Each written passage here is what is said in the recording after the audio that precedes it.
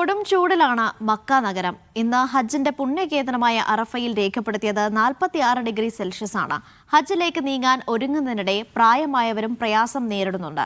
മുന്നറിയിപ്പുകൾ നൽകുന്നതിൽ മലയാളി സന്നദ്ധ സംഘടനകളും രംഗത്തുണ്ട്. ഹജ്ജിന്റെ ആത്മാവാണ് അറഫ സംഗമം.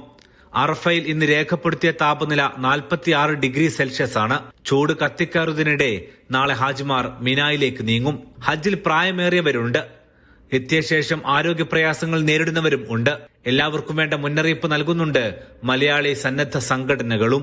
കടുത്ത ചൂടാകുമ്പോൾ തന്നെ വെള്ളം ധാരാളം കുടിക്കുകയും അതുപോലെ തന്നെ കൊട, അതുപോലെ ക്യാപ്പ് പോലുള്ള സംവിധാനങ്ങളൊക്കെ ഉപയോഗിച്ച് വെയിലുള്ള സമയങ്ങളിൽ പുറത്തിറങ്ങാതെ തമ്പിനകത്ത് കൂടുതൽ സമയം ഉപയോഗിച്ചാണ് ഹാജിമാർ കർമ്മങ്ങൾ ചെയ്യേണ്ടത്.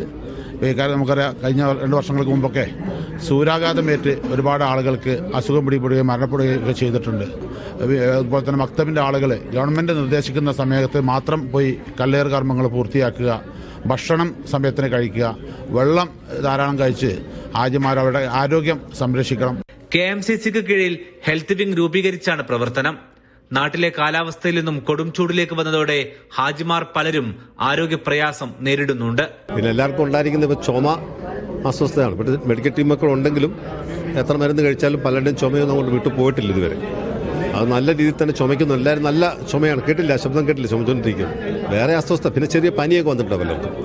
പിന്നെ ഗുരുതരമായ അസുഖങ്ങളൊന്നും വന്ന ആരെയും അങ്ങനെ വലിയ അത് വന്നാൽ തന്നെ അവിടുന്ന് എമർജൻസി മെഡിസിൻ വന്നവർ കൊണ്ടുപോയിട്ടുണ്ട്. അപ്പോൾ എല്ലാം കൊണ്ട് നമുക്ക് സംവിധാനങ്ങൾക്കൊന്നും ഒരു കുഴപ്പം പറയാൻ പറ്റും. നല്ല ഫെസിലിറ്റീസാണ് ചെയ്തിരിക്കുന്നത്.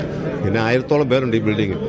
അപ്പോൾ അതിൻ്റെ ഒരു ബുദ്ധിമുട്ടുണ്ടല്ലോ. ചുമയുൾപ്പെടെ പ്രയാസങ്ങളും അധികമാണ്. പകർച്ച തടയാൻ മാസ്ക് ധരിക്കുകയാണ് ഏക മാർഗം.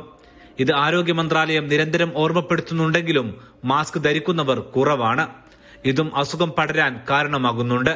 ഇപ്പം നമ്മൾ ഹാജിമാർ മിനയിൽ എത്തിക്കഴിഞ്ഞാൽ മിനയുടെ ഓരോ മക്തബിൻ്റെ അടുത്തും ഓരോ ടെൻറ്റിൻ്റെ അടുത്തും ചെറിയ ചെറിയ ക്ലിനിക്കുകളുണ്ട്.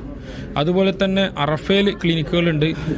അറഫയിൽ നിന്നും മിനയിലേക്ക് തിരിച്ചെത്തുന്നവരെ റോഡ് സൈഡിൽ തന്നെ ഹെൽത്ത് വോളണ്ടിയേഴ്സ് ഉണ്ട്. അവരൊരു ചുവന്ന യൂണിഫോം ഇട്ട് വലിയ ബാഗേറ്റ് ഉണ്ടായിരിക്കും.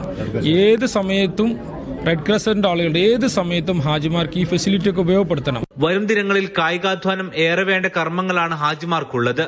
അതിനു മുന്നോടിയായി മിനായിലെ തമ്പുകളിലും ശുചിമുറികളിലും മാസ്ക് ധരിച്ചും വ്യക്തിശുചിത്വം പാലിച്ചും മാത്രമേ പ്രയാസങ്ങൾ തടയാനാകൂ. ഇത് പരസ്പരം ഓർമ്മപ്പെടുത്തണമെന്നും മന്ത്രാലയം മുന്നറിയിപ്പ് നൽകുന്നു. Aftabur Rahman, media 1, Mecca.